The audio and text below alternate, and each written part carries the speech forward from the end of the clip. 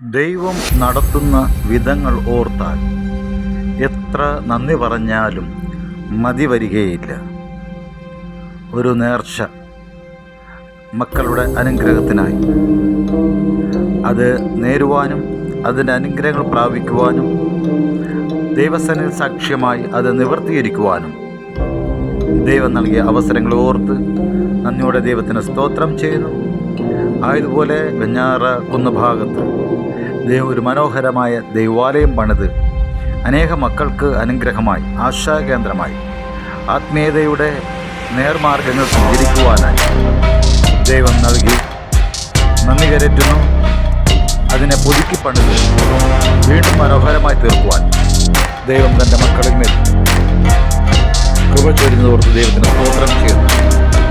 അങ്ങനെ ഈ ദിവസങ്ങൾ ദൈവസന്നിധിയിൽ ഒരുമിച്ച് കൂടി ദൈവത്തിന് നന്ദി കരേറ്റുവാൻ, സാക്ഷികളായിരിക്കുവാൻ ദൈവം ഞങ്ങളുടെ കൃപ തോന്നിയവർക്ക് ദൈവത്തിന് സ്തോത്രം ചെയ്യുന്നു.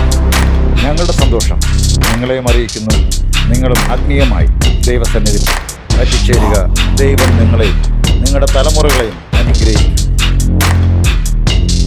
നമുക്കൊരുമിച്ച് ദൈവസന്നിധിയിൽ ഒത്തുകൂടാം.